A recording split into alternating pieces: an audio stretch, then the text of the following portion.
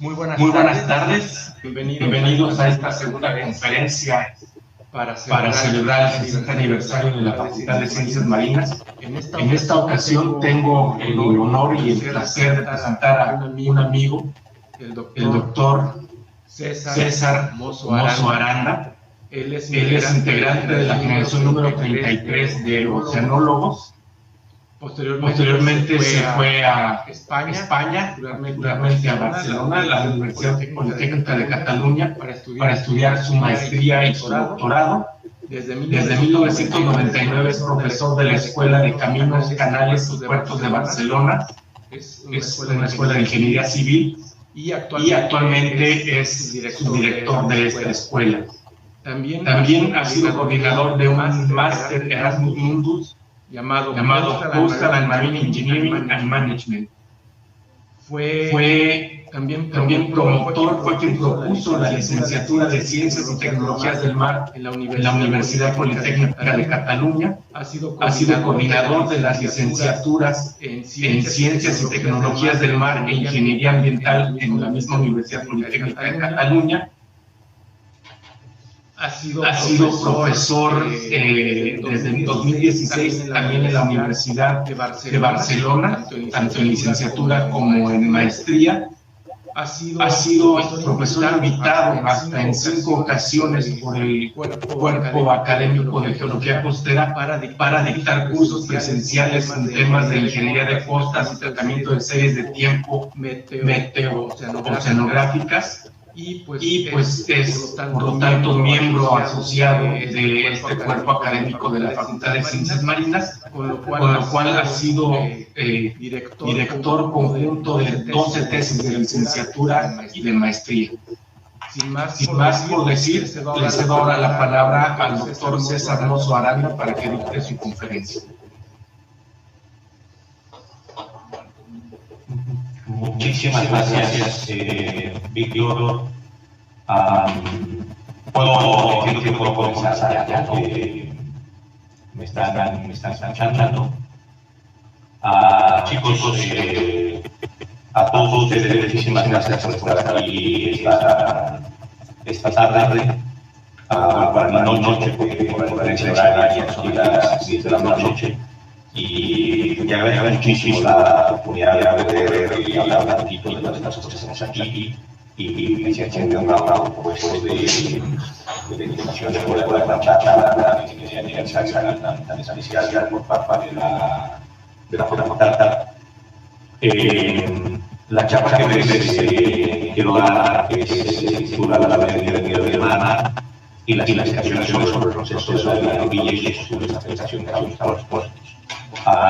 Mi correo electrónico está en la presentación, no tiene ciencia, es famoso, para que se presentó Edu, y independientemente de lo que sea esta charla, creo que se usa mucho, no sé si va a ser internacional o independientemente de lo que sea, por favor, si alguien tiene alguna duda, alguna duda, y se quiere contactar conmigo, por favor, no de instancias, o de compartir lo que sea, y tratar de, que me hagan la mano, puede ser cualquier cosa que sí, ¿de acuerdo? Entonces, la charla esta que les quiero dar, pues tiene una estructura que esta por ahí se hace un poquito, porque quiero hablar un poquito de manera clínica de cuestiones de clima y climático,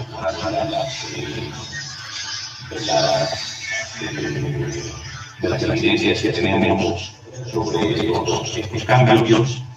Quiero intentar publicar en la medida de lo posible pues la necesidad de conocer el clima y sus impactos, porque necesitamos tomar medidas, invertir medidas de adaptación de comunicación y de conocer por supuesto del mismo. Y aquí, chicos, para todos ustedes es el sitio donde entran, son parte de la ecuación, porque la cantidad de problemas que vamos a tener en el futuro se va a necesitar gente preparada en el ámbito de las ciencias del mar. Evidentemente las ciencias del mar abarcan muchísimas cosas, pero una manera muy particular que yo tengo de ver las cosas, que por supuesto es debatible, es una opinión que no es más válida que ninguna otra. Yo encuentro que en un futuro relativamente próximo la mayor parte de los problemas que vamos a tener como sociedad relacionadas con el cambio climático van a estar precisamente en la relación entre el clima, la línea orilla y la sociedad, ¿vale? Y realmente vamos a necesitar que haya profesionales preparados en el ámbito. Voy a hablar un poquito de las consecuencias de lo que es el cambio climático, luego entrar de lleno a los impactos sobre la línea orilla y las posibles afectaciones a los puertos, en concreto a los puertos en el Mediterráneo, en la costa catalana. Para comenzar, pues la pregunta que mucha gente se hace, ¿no? Supongo que nosotros no somos el caso, pero hay mucha gente que sí, que son negacionistas, y habrá gente que defienda pues una postura distinta a la que tenemos la mayoría de nosotros, y es si realmente está habiendo o estamos experimentando un cambio en el clima. Si es así, ¿por qué está cambiando? ¿Y cuáles son los impactos que esto genera en la escala global y qué impactos tiene en particular en la zona costera? Aquí en esta transparencia se muestra una fotografía de satélite. Es una fotografía de satélite realmente muy, muy bonita, donde se ve en la flecha, ¿no? el huracán Irene, que ya lo ven, está sonando la costa del Pacífico mexicano. Y esto evidentemente está relacionado completamente con el clima. Entonces, cuando vemos una fotografía como esta, pues ya nos hacemos una idea de la importancia que tiene para nosotros entender la relación que tenemos con el clima y los impactos que puede generar con nosotros. Realmente hay una percepción generalizada por parte de la sociedad sobre el hecho de que hay cada vez más y peores inundaciones. Los veranos se están alargando, también es casi un hecho. Los inviernos también son cada vez más cortos y más cálidos. En muchos lugares del mundo las lluvias duran más de lo normal, y es muy difícil saber cuándo sembrar. Todavía dependemos muchísimo de la siembra y hay muchísima actividad económica relacionada con la explotación de la tierra y las actividades agrícolas y ganaderas. Y hay un ejemplo claro en la actualidad, no hay que irse a un dato histórico. En estos días Centroamérica está sufriendo el embate de un huracán. Acaba de sufrir un embate durísimo hace unos pocos días, lo está volviendo a someter. Había predicciones de que iba a haber en algunos lugares de Centroamérica hasta 760 litros por metro cuadrado de lluvia en esos territorios, con lo cual es realmente un problema tremendo. Y otras situaciones, además, ¿no? El mar se está comiendo nuestras tierras, y que los futuros pobladores de las poblaciones costeras pues van a tener que emigrar, no solamente de las poblaciones costeras, sino también de las poblaciones continentales. ¿Por qué?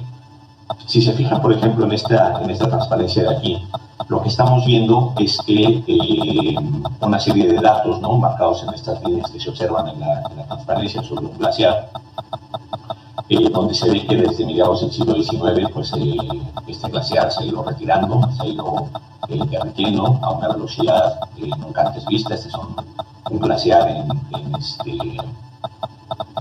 la península antártica, y claramente se observa una disminución en la magnitud y la duración estacional de los hielos. Y que un glaciar, o los glaciares en particular, se derritan, pues tiene una implicación directa en nuestro ámbito de trabajo, que es el aumento del nivel del mar. porque esto tiene una afectación directa sobre el estado de salud de las playas y de la operatividad portuaria. Pero es que además no es el único problema añadido. El que se derritan los glaciares tiene un efecto directo sobre el abastecimiento de agua dulce. No solamente en las costas, porque el aumento del nivel del mar tiene un efecto directo sobre el manto freático de los acuíferos costeros, con lo cual la sal se encuentra cada vez más superficialmente. Y, por ejemplo, en las zonas de las montañas, en los glaciares, que haya menos hielo también implica menos disponibilidad de recursos hídricos para la población que vive dentro del continente. Nada menos y nada más que en la región del Himalaya, el agua depende directamente del derretimiento de los glaciares y por lo tanto necesita haber glaciares de manera estacional, y nada menos y nada más que 1.500 millones de personas dependen en la actualidad de ese suministro de agua, con lo cual no es un problema únicamente enfocado a la zona costera, sino también es un problema que afecta, insisto, a escala global. Aquí se ve unas fotografías de un glaciar, el glaciar Orichallis, que está en Perú, donde se observa perfectamente bien cómo desde 1978 a 2002, eso es nada, chicos, eso es menos de una generación, y ya ven el retroceso de ese glaciar, que es extraordinario en ese sentido. Entonces se ve que claramente hay un impacto directo sobre la disponibilidad del hielo, del agua en forma de hielo, y esto tiene consecuencias importantes con el aumento del nivel del mar y lo que sucede con otros eventos meteoceanográficos. Por ejemplo, la transparencia esta que viene aquí muestra las situaciones que nos tocó vivir en esta parte del mundo a principios del año. Sufrimos el embate de una tormenta monumental. Más adelante les pondré una fotografía de la tormenta, pero esta tormenta impactó de una manera tremenda en las costas de Cataluña, en general en las costas del Mediterráneo español. Para que se den una idea, chicos, la altura de ola medida máxima en esta tormenta batió todos los récords desde que tenemos registros. Se puede debatir si esta tormenta es o no consecuencia del cambio climático, y a mí me parece que es un debate que es súper interesante y es muy, muy importante hacer, pero con independencia de si podemos llegar a un acuerdo de si es o no consecuencia del cambio climático, pues hemos llegado al punto de decir, pues nunca antes me había pasado, ¿no? Nunca antes habíamos tenido una altura de ola tan grande. Piensen que el Mediterráneo es un mar relativamente pequeño, con lo cual la capacidad del viento de generar olas muy grandes no es muy alta, tiene una capacidad limitada, ¿no? Es un mar, un fetch limitado que llaman, y sin embargo tuvimos registros de altura de ola del orden de 12 metros de altura de ola máxima. La fotografía que se ve a la izquierda es la fotografía del delta del Ebro. Es un lugar precioso, es un delta. Es el delta más grande que hay en la región en España, y el río Ebro es el río más caudaloso. No es un río especialmente grande, pero bueno, durante muchos años, durante muchísimos cientos de años ha vertido material sedimentario al mar a generarse el delta tan bonito. Y el problema de este delta es que cerca del 90% del territorio de este delta está por debajo de la cota de 1 metro. Entonces, los efectos de la inundación por eventos climáticos es muy importante. Las fotografías que se ven a la derecha, se ve un pantanal. Arriba a la derecha se ve el pantanal en condiciones normales, ¿no? En condiciones de calma. Eso está en las costas de Barcelona, concretamente en la ciudad de Badalona, que está al norte de Barcelona, que es como decir el Sausal y Ensenada, pues lo mismo con Badalona y Barcelona. Es la misma zona metropolitana, solo que de dos ciudades distintas.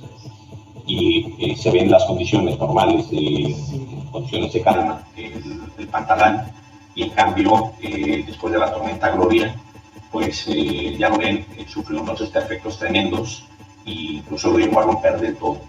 Entonces, estos son efectos que son importantes, que es importante conocer. Y aquí lo importante que quiero transmitir es pues que tenemos una enorme necesidad de conocer cómo funciona el clima. Este es un ejemplo muy sencillito, tampoco me quiero meter mucho en esto porque al final la charla no pretende ser de hablar específicamente del clima, pero sí para darnos una idea de las interacciones que hay entre la Tierra, la atmósfera, el mar, y para que nos tengamos una idea de qué tan probable es que el clima cambie en el futuro y las medidas que tenemos que tomar, las medidas de política, las medidas de inversión en la planificación de los recursos hídricos, tanto costeros como continentales, y la necesidad que tenemos de manejar el clima.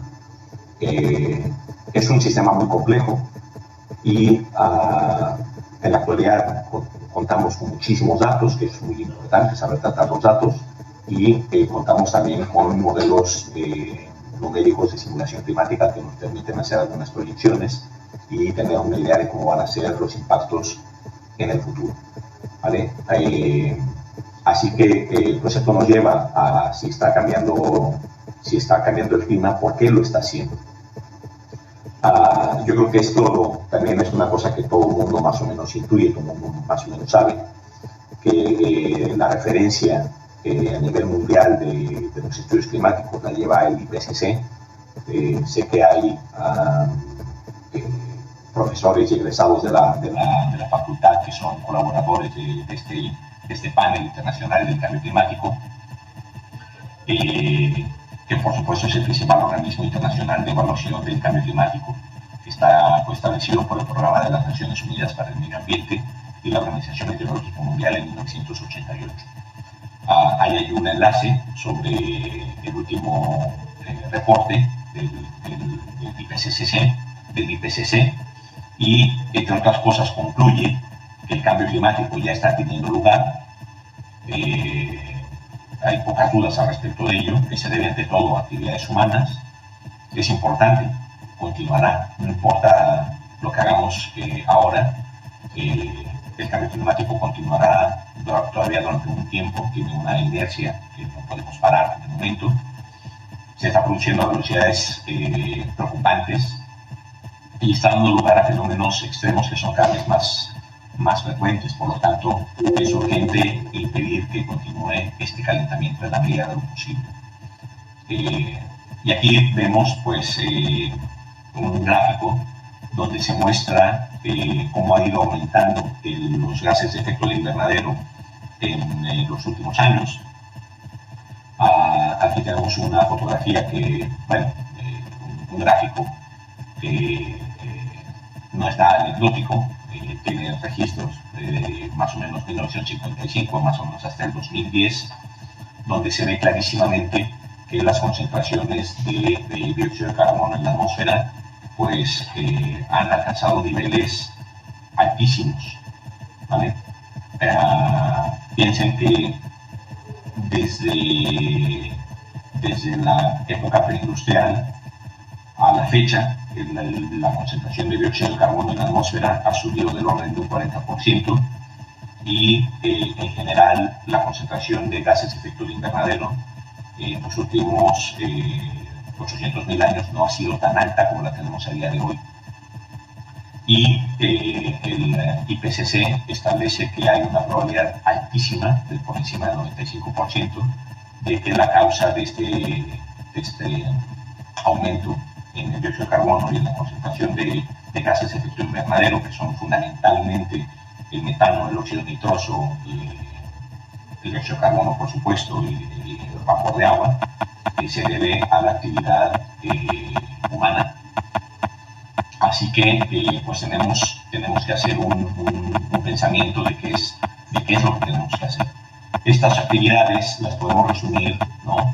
En la quema de combustibles fósiles, ¿no? Por ejemplo, el carbón, el petróleo, el gas natural, que hemos aumentado de una manera brutal el consumo de estos combustibles.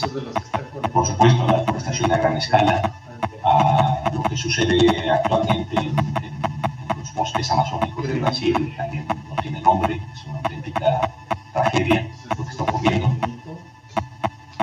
Y esta deforestación no se contiene, no solamente es que se deforesten los bosques, es que además muchas veces se queman para poderlos talar más fácilmente. Y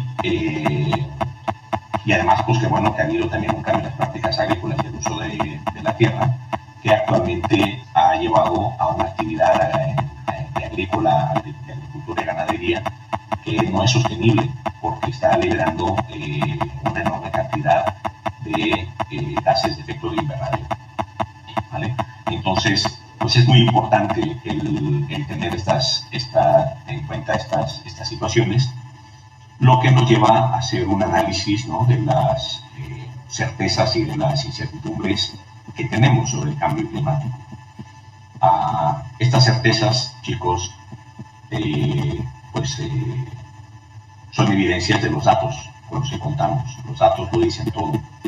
Las certezas es que las temperaturas son más altas y hay más olas de calor más intensas y más frecuentes. Muchos de ustedes, chicos, son muy jovencitos y no se acordarán porque estarían corriendo en el kindergarten, pero en el año 2002 hubo una ola de calor tremenda aquí en Europa, y en Francia, que es un país de primer mundo en toda regla, hubo más de 5.000 muertos por la ola de calor. Eso es una de las cosas que vamos a discutir también un poquito más adelante. Hay una certeza del aumento del nivel del mar, hay una certeza de que se están derritiendo los glaciares y hay una certeza de que hay una acidificación importante en los mares, porque hay una concentración importantísima de dióxido de carbono en el mar, que le da un carácter más ácido. Incertidumbres, ¿no? También tenemos incertidumbres, tenemos muchísimas incertidumbres, porque sabemos que hay cambios en las tendencias de las precipitaciones y también hay cambios en la distribución de los fenómenos extremos, pero no existe una certeza, como en los puntos anteriores, que sean productos del cambio climático, porque en particular estas dos, las precipitaciones y los cambios en los fenómenos extremos, responden a forzamientos regionales más que a forzamientos globales.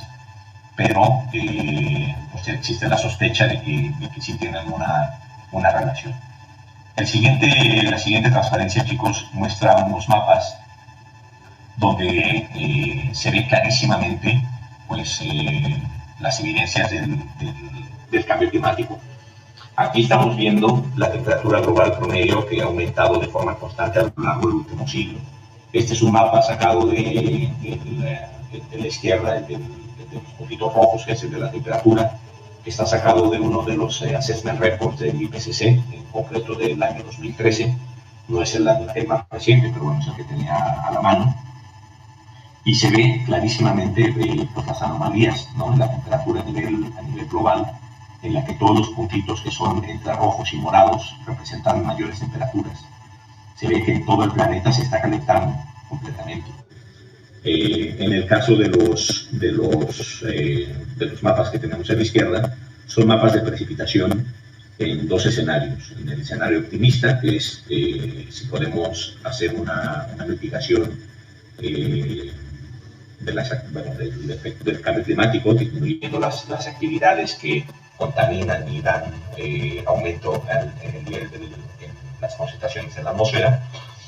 Y en el caso pesimista, que es el que está a la derecha, si es que no hacemos nada, el cambio climático continúa. Lo que se ve aquí también son diferencias porcentuales, son anomalías en las precipitaciones a escala planetaria. Se ve que si no hacemos nada, va a haber precipitaciones mucho más intensas en la zona del Ecuador, precisamente ahí donde convergen los vientos alisios, va a haber muchas más precipitaciones. Y por contra, va a haber muchas sequías importantes en el sur de Europa, en México, en Centroamérica y en la parte norte de Sudamérica. va a haber una sequías importante. Se ve también perfectamente como Australia tiene una desertificación importante y el sur de África también tiene una desertificación importante. Y esto, pues evidentemente tiene un impacto sobre todo el planeta y sobre la población animal, no solamente la humana, sino en general que pone en jaque a todas las formas de vida en el planeta.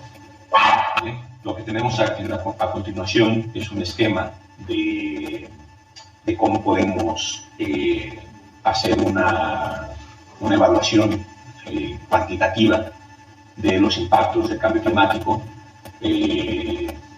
pues haciendo una evaluación sobre los riesgos, ¿no? Los riesgos que se definen como el peligro multiplicado por la vulnerabilidad, multiplicado a su vez por la exposición. En el entendido de que el número de peligros está en aumento, este número de peligros, pues ya los he mencionado antes, pueden ser las olas de calor más intensas y más frecuentes, puede ser mayor incidencia de enfermedades causadas por el calor y por la transmisión de agua, los incendios forestales, los hielos se derritan, pues esos peligros están en aumento. Por supuesto, se esperan muchísimas más personas en la faz de la Tierra. Actualmente somos del orden de unos 7.000 millones y se espera que para el año 2035, 2040, haya del orden de 2.500 millones de personas más sobre la faz de la Tierra. Por lo tanto, esa vulnerabilidad de las personas y los bienes en general está en aumento y por lo tanto los riesgos también están en aumento. Así, podemos sacar un gráfico donde se resume de una manera muy sintética las evidencias del cambio climático y los impactos basadas en la estimación de los riesgos debidos al cambio climático, como la multiplicación de los peligros, la vulnerabilidad y la exposición. Algunas de las evidencias, tampoco me quiero meter mucho en ellos, pero de las que nos interesan, por ejemplo, ¿no? Hay aumento en el nivel medio del mar de más de 20 centímetros desde 1870, han aumentado las temperaturas, han aumentado las concentraciones de dióxido de carbono en la atmósfera, han aumentado la acidificación de los océanos y los impactos directos son la reducción de los recursos hídricos, cambios irreversibles en los ecosistemas terrestres y acuáticos. Tenemos inundación y erosión de zonas costeras bajas, ¿no? En deltas, en lagunas costeras. Tenemos un problema de seguridad alimentaria. Seguramente, así como van a cambiar muchas cosas en el futuro, y han cambiado desde hace un tiempo para acá, una de las cosas con total certeza van a cambiar es el modelo alimenticio, porque tenemos un problema importante relacionado con el cambio climático, aumentos en los problemas de salud y enfermedades infecciosas, así como el incremento de desplazamiento de la población, porque la mayor parte de la población vive en o cerca de las zonas costeras del mundo. No es el caso de México, porque México es un caso particular en ese sentido, pero la mayor parte del mundo concentra su población cerca del mar. Aquí lo que podemos ver es un esquema de estrategias, ¿no? que necesitamos tomar para poder mitigar y adaptarnos al cambio climático. Y déjenme volver a insistir, chicos, en la importancia de todos ustedes, primero como colectivo, como sociedad y ahora como alumnos, porque de verdad, créanme, vamos a necesitar gente muy bien preparada en el ámbito de las ciencias del mar y de la relación que tenemos con el mar, el clima, la tierra y la sociedad, para poder hacer frente a estos problemas que tenemos enfrente, ¿no? Por lo tanto, pues vamos a tener que echar mano de ustedes para poder hacer frente a todos estos problemas, ¿vale? Y un poco para resumir el tema que les he dicho hasta ahora, se dice que el clima cambiante da lugar a cambios en la frecuencia, la intensidad del alcance espacial, la duración y el momento en que se producen los fenómenos climáticos y meteorológicos extremos, y que puede producir fenómenos climáticos y meteorológicos sin precedentes, insisto, como los que estamos viendo en la actualidad, como los que les dije al inicio de la charla, con la tormenta que sufrimos aquí en el Mediterráneo a inicios de año. ¿Vale? Y en concreto, los impactos del cambio climático específicamente de la zona costera. También esto es un poco de resumen, es un poco reiterativo, pero me gustaría remarcarlo, que son pues el aumento de las temperaturas y el incremento del riesgo de desertificación, que ya lo vimos en los mapas anteriores. Es importantísimo poder estudiar los cambios en las tendencias de las precipitaciones y la distribución de las tormentas, porque esto tiene una consecuencia muy directamente relacionada con una actividad económica de agricultura y, por supuesto, en la comida que todos comemos y, por lo tanto, pues nos afecta a todos, así como problemas importantes de inundaciones terrestres, también en México. Esto ha sido noticia en los últimos días con las inundaciones que ha tenido el estado de Tabasco. Y por supuesto tienen un efecto, tienen una relación importantísima con el clima. ¿De acuerdo? Les decía que les iba a mostrar una fotografía de las tormentas de las que les había hablado al inicio, que son particularmente peligrosas para las zonas costeras. A la derecha estoy mostrándoles el tifón Haiyan azotó tuvo un efecto muy importante en las costas asiáticas. En particular se cebó con Filipinas, ahí ya por el 2013. Pueden mirar, chicos, por sus propios ojos, es un monstruo, ¿no? Se ve bonito, realmente es una preciosidad la fotografía, pero no deja de ser un monstruo ese tifón, es enorme. Y a la izquierda, chicos, tenemos una fotografía de la tormenta Gloria, que bueno, ni por asomo es tan grande como este huracán, pero fíjense cómo abarcó una parte muy importante del Mediterráneo, entre el Mediterráneo español y el Mediterráneo italiano, ¿no? Prácticamente la tormenta abarcó toda esta zona, y fue un problema tremendo para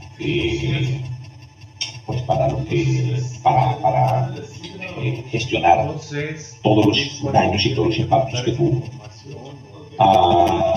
Otros puntos que son también igualmente importantes: la intrusión del agua salada. Lugares como Ensenada mismo, porque ha explotado durante muchísimos años los acuíferos costeros.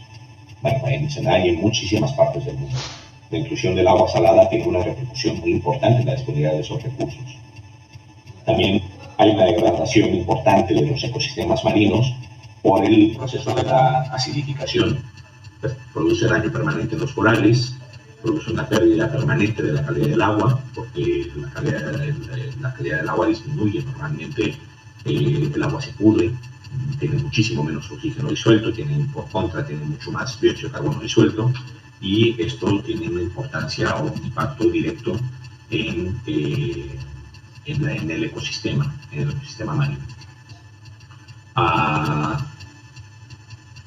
Hay otro punto que es muy importante, que ya entra más en el ámbito de mi trabajo habitual, que es el cambio en los patrones de las tormentas. Insisto, la intensidad, la frecuencia y la dirección, que es muy importante, porque la mayor parte de los diseños de las infraestructuras costeras se ha hecho sobre una caracterización de las tormentas donde no ha habido grandes cambios en los últimos años, y el hecho de que cambie la intensidad, la frecuencia y sobre todo la dirección tiene repercusiones muy importantes en los patrones de transporte de sedimento y en la operatividad portuaria. Por supuesto, produce cambios importantes en los perfiles, y un cambio en el perfil de la playa influye en la práctica totalidad de los procesos hidromorfodinámicos que ocurren en ella. Por lo tanto, el hecho de que haya estos cambios tiene una repercusión muy importante en las costas. Aquí, chicos, lo que están viendo en estas fotografías, a la izquierda tenemos una fotografía de un pueblo costero en Barcelona, que está como a 60 kilómetros al norte de Barcelona, que es un pueblo que se llama Lloret de Mar, y están viendo unas tormentas, o el resultado de una tormenta que tuvimos en noviembre del 2002. Ese año, que fue muy caluroso, pues también tuvimos una tormenta también muy intensa, casi tan grande como la que tuvimos con el huracán Gloria. Y en una situación normal, chicos, el agua no se debería de ver aquí, por la situación de la playa, por el ángulo de la fotografía. Solo se debería de ver el paseo marítimo y la playa, y sin embargo ya se ve que el agua está completamente por encima del nivel del paseo marítimo, producido precisamente por el aumento del nivel del mar. En este caso es a una escala local, porque es por una tormenta, no es tanto por el aumento del nivel del mar debido al cambio climático. Pero piensen que en condiciones de tormenta, el incremento del nivel del mar aumenta su probabilidad de ocurrencia. Entonces, tiene mucha relevancia. A la derecha, chicos, tenemos una fotografía, un esquema, también está obtenido de uno de los assessment reports del IPCC, donde se ve el aumento del nivel del mar, que ha ido desde el año 1700 hasta el año 2010, donde se ve que ha aumentado del orden de unos 40 centímetros, casi 40 centímetros, y a partir de la línea vertical en azul tenemos las proyecciones de los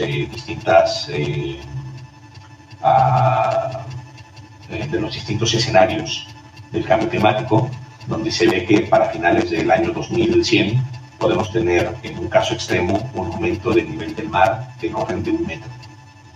Y esto para el assessment report anterior, porque ahora las previsiones actuales son más severas.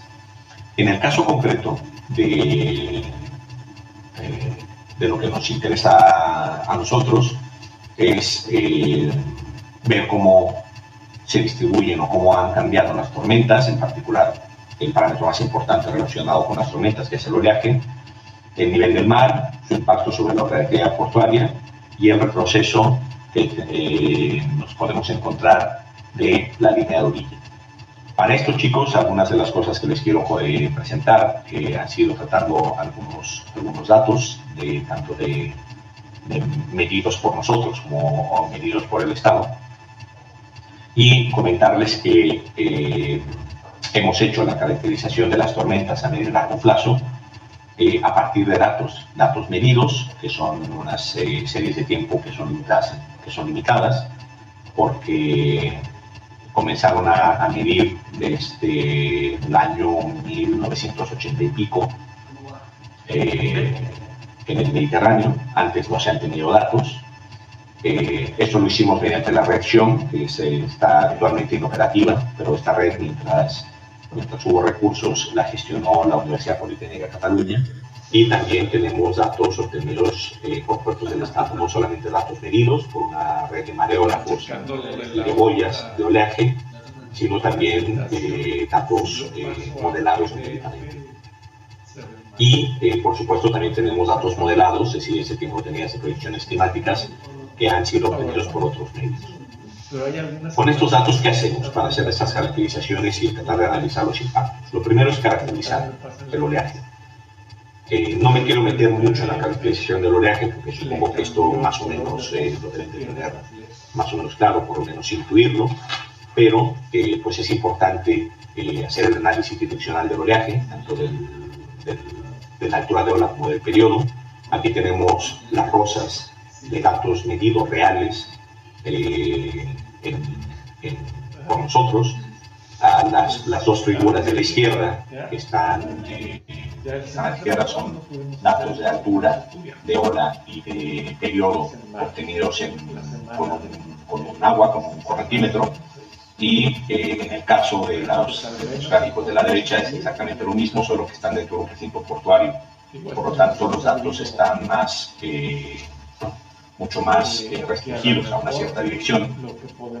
Pero lo que quiero resaltar aquí es que en realidad ver la rosa no es especialmente relevante, sino decir el tipo de caracterización que tenemos que hacer. Por lo tanto, es importante caracterizar el oleaje a partir de sus parámetros más importantes. y a partir de ahí hacer el estudio de lo que se denomina el clima medio y del clima extremal.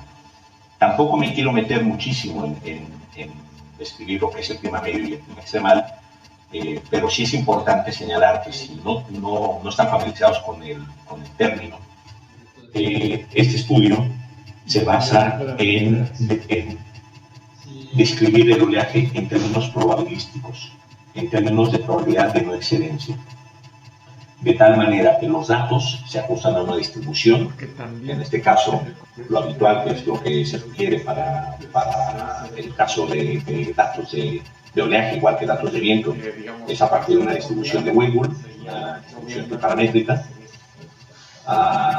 Y con esto lo que hacemos al hacer el ajuste de los datos es, bueno, pues los datos no dejan de ser una serie de datos discreta, que tiene una serie de rangos discretos en sus valores, y los pasamos a hacer una función continua. Y al tener una función continua, podemos determinar con mucha certeza qué probabilidad de no excelencia hay para un determinado valor de altura de ola y su periodo asociado. Eso para el clima medio y el clima extremal, que es fundamentalmente lo mismo, solo que para el clima extremal, la caracterización del clima extremal sirve además para hacer el análisis del periodo de retorno y poder establecer cuestiones de diseño, fundamentalmente de estructuras relacionadas a lo que es la vida útil. Rápidamente les presento los tipos de metodologías que hay para hacer el análisis de los datos. Uno de ellos es a través del método de máximos anuales, donde se cogen los datos de todos los años, de los que tenemos, y se toma el mayor dato que hay por año. ¿Vale? A partir de coger el dato máximo que hay por año, se agrupan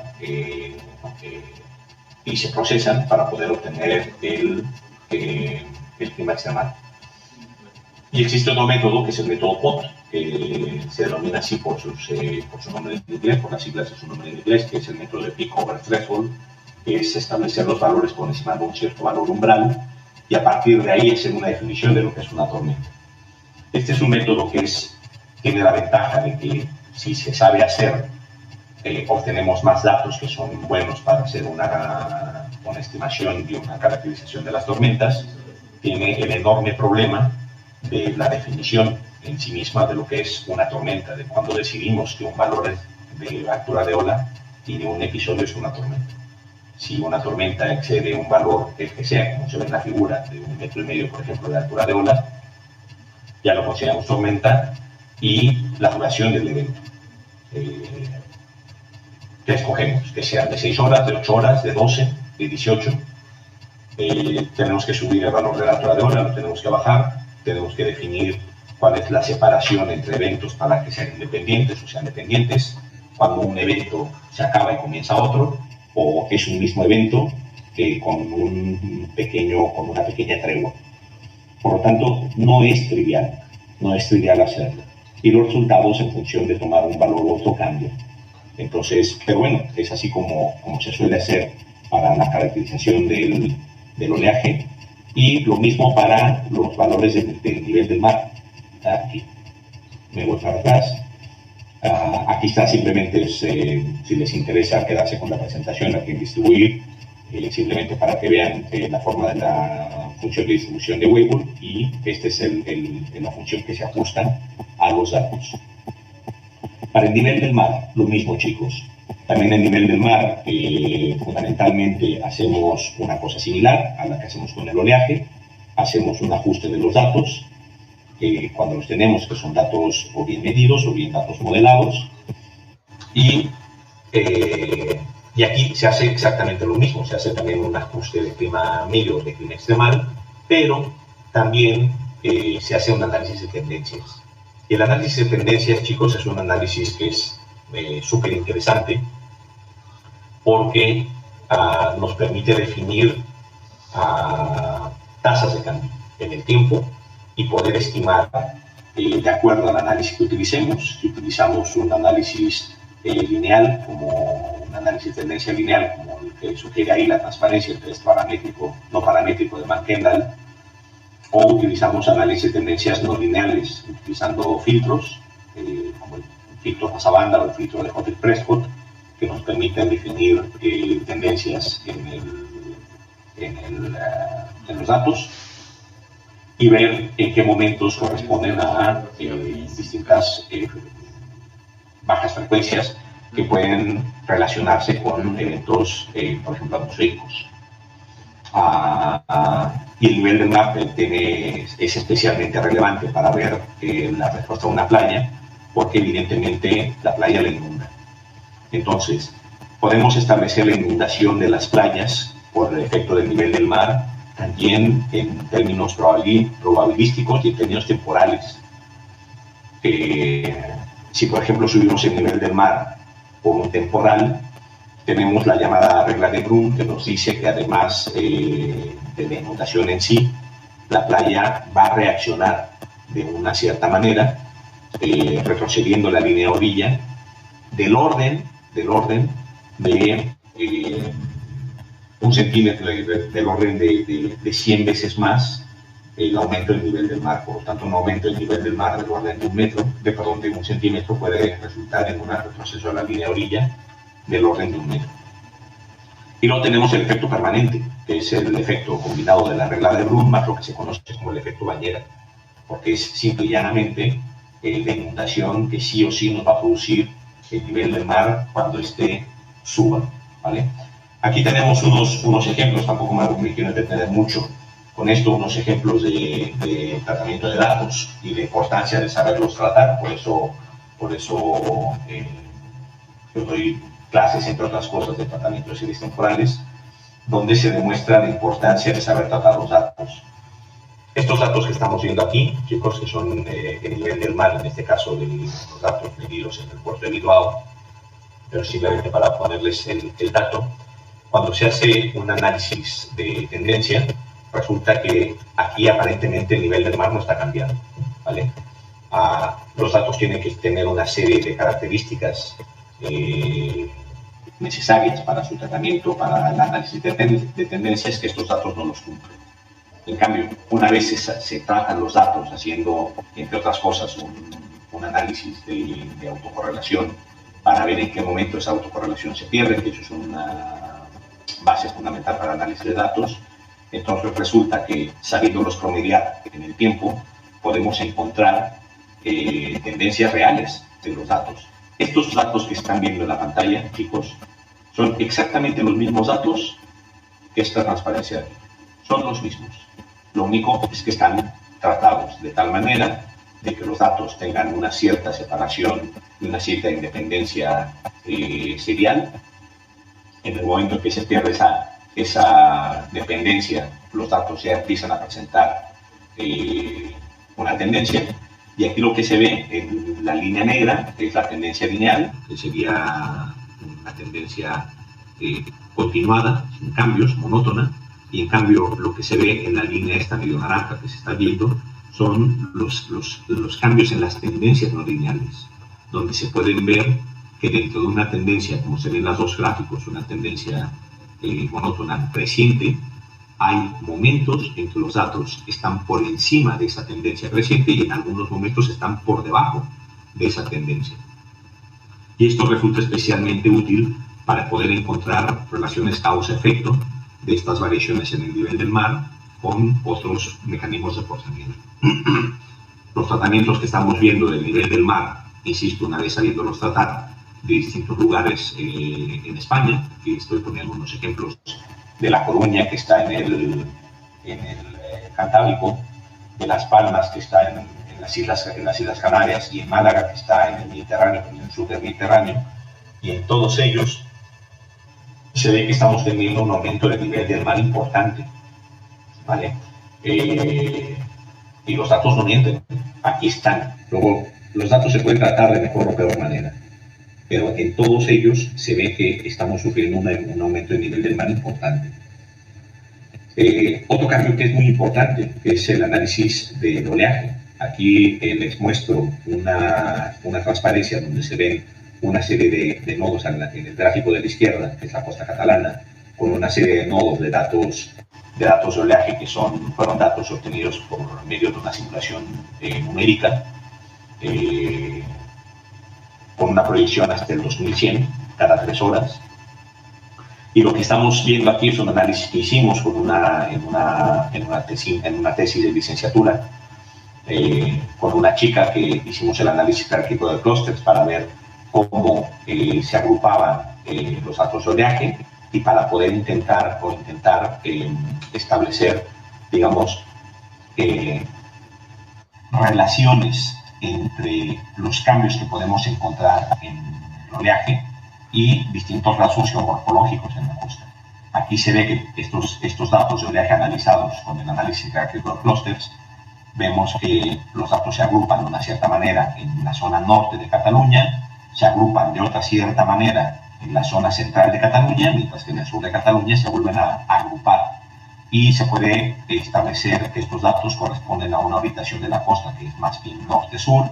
Aquí tenemos un cambio en la dirección de la costa, en la zona central, donde viene un quiebre de la costa, de la dirección de la costa, y luego vuelve a haber un quiebre un poquito más abajo, en la zona cercana al delta del Ebro, donde los datos están en color violeta, y se ve también que aquí podemos establecer una relación con la geomorfología, con la forma de la costa, la orientación y el ancho de la plataforma continental. Entonces, hicimos también un análisis de la variación del clima medio y del clima extremal, tanto del presente como del futuro, y estamos viendo una cosa que es muy interesante, y es que tanto si hacemos los datos del clima medio y el clima extremal y hacemos el análisis de tendencias, estamos viendo que en la mayor parte de los casos la altura de ola está disminuyendo o disminuirá de cara al futuro. Tiene sentido, tiene mucho sentido este resultado, puesto que se espera que el Mediterráneo en particular se vuelva mucho más cálido, los veranos se hagan mucho más potentes, haga muchísimo más calor y por lo tanto dominen las altas presiones, sea una zona climáticamente más estable. Por lo tanto, también se espera que el oleaje en lo referente al clima medio se haga más o disminuya su altura de ola. Aquí tenemos el mismo análisis, pero para el clima extremal, donde se ven unas variaciones esto es para un análisis decadal del clima extremal, utilizando valores de cada 10 años de manera individual por década o valores acumulados. Y en cualquier caso se ve una variación de los datos, pero casi siempre o a la baja o sin una tendencia por lo menos creciente. Esto es un dato muy relevante de cara a la caracterización del oleaje. Otro punto importante, el cambio en la dirección. Aquí se ven los cambios cuantificados en la dirección del oleaje entre la situación presente y la situación futura, y se observa, chicos, que en general va a haber un cambio, va a haber un aumento en las direcciones relacionadas con los sectores del orden del sector sureste fundamentalmente, donde hay un aumento del oleaje de estas direcciones en las distintas regiones de la costa catalana. Y esto tiene una consecuencia muy importante de cara a establecer los patrones de transporte de sedimentos y la operatividad portuaria, y les digo por qué. La mayor parte de los puestos en la costa, puertos en la costa, está orientado de tal manera de hacer frente al oleaje que viene del este, ¿sí? Que viene de 90 grados con respecto del norte. Y aquí estamos viendo que el oleaje de alguna manera está rotando en una dirección más sureste, con lo cual va a tener una mayor incidencia del oleaje sobre las bocanas de los puertos, de la práctica totalidad de los puertos en la costa catalana, lo que va sin duda a tener una disminución en su operatividad. Otra situación relacionada con el cambio climático y que tiene que ver con el oleaje y tiene que ver con el nivel medio es las implicaciones en la actividad portuaria. ¿Por qué? Porque va a haber más rebase. Puede haber más rebase en la mayor parte de las estructuras costeras, porque no son estructuras costeras especialmente elevadas. Hicimos un análisis del rebase en 43 puertos de la costa catalana, utilizando los escenarios no cambio, el escenario del 4,5, del 8,5 y el high end escenario que se llama, donde tenemos un aumento del nivel del mar de 0,47 metros, de 0,88 y de 1,80, de acuerdo con el último assessment report del cambio climático, del panel del IPCC, perdón. Y se ve que utilizando los cambios en la dirección de la altura de ola y considerando periodos de retorno del orden de unos 5 y 50 años, los cambios los cambios esperados en la operatividad portuaria, valorando la vulnerabilidad de manera relativa entre valores que son muy bajos, medios, altos y muy altos. ¿Qué tenemos cuando hacemos un análisis de este tipo? Encontramos, chicos, que el número de puertos catalanes con algún grado de vulnerabilidad de rebase total y un nivel alto, muy alto de vulnerabilidad ante las tormentas con periodos de retorno del orden de un año, de 5 años y de 50 años. Y aquí se ven los distintos escenarios, los distintos periodos de retorno y los puertos que se van afectados. Y se ve que de los 43 puertos, por ejemplo, que es una cosa que es casi una obviedad, cuanto más severo es el escenario y cuanto más alargamos el periodo de retorno, nos podemos encontrar que la operatividad portuaria se va a ver fuertemente comprometida, por ejemplo, en el escenario 3 para 50 años, para un total de 20 puertos, mientras que en el escenario 0 y con una periodo de retorno de un año, pues el valor es mucho más pequeño, ¿vale? Entonces, aquí se puede ver cómo, haciendo un análisis cualitativo del nivel del mar y del oleaje, se puede ver el impacto que van a tener los puertos en la costa catalana. Y este es un estudio que se puede hacer pues, para todos los puertos del mundo. Aquí se ve estos mismos resultados, solo que se ven en forma de un mapa. Quizás no sé si se alcanza a ver muy bien en la transparencia, pero aquí se intenta mostrar los mapas de vulnerabilidad definida de acuerdo con las consecuencias económicas del impacto correspondientes a los periodos de retorno de 5 años. Aquí se puede ver que una subida moderada del nivel del mar afecta significativamente la vulnerabilidad y tanto en el nivel como en el número de puertos afectados, y que una subida similar en el escenario extremo incrementaría el riesgo de rebase en muchos puertos en la costa catalana, ¿no? Cuando hacemos una comparación entre el escenario bueno con el escenario más pesimista. Como resumen, les puedo decir que las implicaciones que tenemos del cambio climático y su relación con los puertos es que aumentará la agitación portuaria en 13 puertos. Estos trabajos de simulación los hicimos utilizando herramientas numéricas. Primero propagamos el oleaje con un modelo de propagación, que es el modelo SWAN. Luego la agitación se realizó con un modelo tipo bucinés dentro de los puertos. Y los resultados que les voy a mostrar a continuación son resultados basados en el escenario 1B y del Assessment Report 4 del IPCC. Los resultados son estos, chicos. Se ve que un puerto en particular, de esos resultados tenemos muchos, pero en particular un puerto que está en el sur del delta del Ebro, en la parte sur de la costa, tenemos aquí los niveles de agitación dentro del puerto. Si se fijan, los valores que son más amarillos o naranjas o tirando a rojo, son valores más altos de agitación. Esto es la agitación que se produce de manera natural dentro de los puertos por la entrada del oleaje y su interacción con las estructuras portuarias. Entonces, en la mayor parte de los casos, hay un aumento en la agitación portuaria.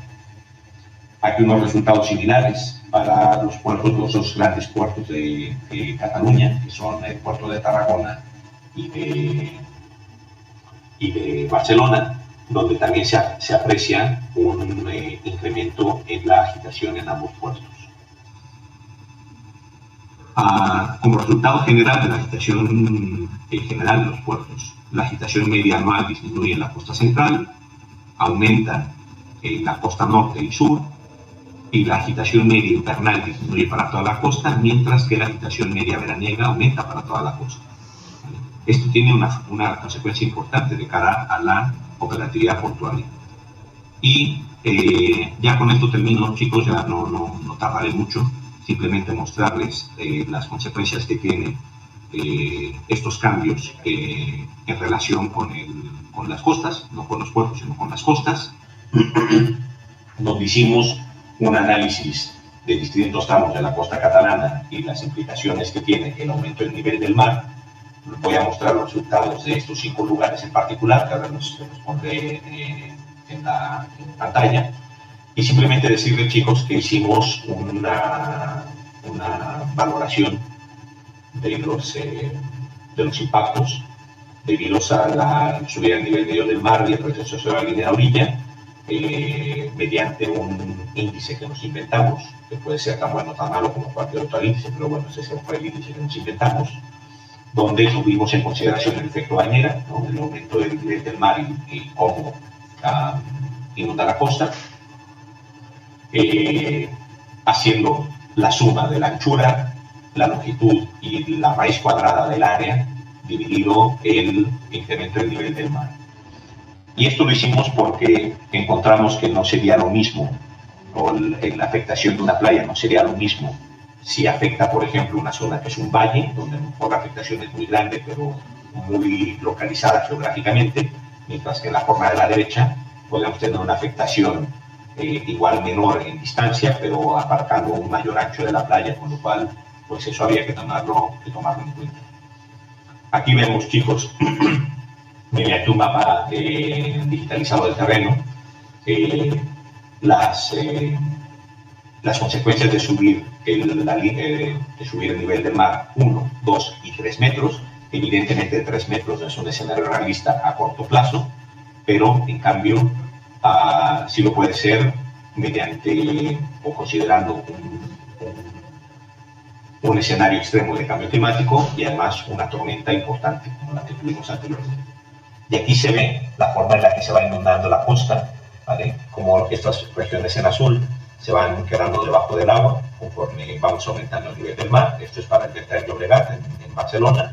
Aquí lo tenemos para el delta del Ebro, donde se ve que el valor importante lo tenemos con el primer metro del nivel del mar. La foto de la izquierda es una foto con un aumento de 0 metros. Y las 3 fotos a la derecha son de 1, 2 y 3 metros, donde se ve que ya prácticamente no hay cambios.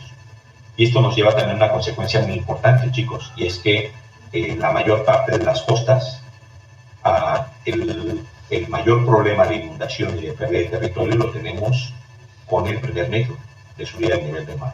A partir de que suba más, ya no afecta mucho más, sigue afectando muchísimo, evidentemente, pero el problema mayor lo tenemos en el primer metro. Y aquí aplicamos el índice con los distintos valores que nos inventamos, insisto, y se ve cómo, de acuerdo al índice que propusimos, vemos que la vulnerabilidad ante cualquier escenario de cambio climático, de nivel del mar debido al cambio climático, en las costas que hemos analizado tenemos vulnerabilidades entre altas y muy altas. ¿Vale? Y ya con esto termino, chicos, simplemente decirles algunas conclusiones relacionadas con el cambio del clima del oleaje. Se ve que la altura de ola significante va a ser menor en la práctica totalidad de la costa catalana para los valores de probabilidad de no excedencia que están aquí ilustrados, 50, 75, 90, 99 y 99.9%, en sus valores decadales y decadales acumulados.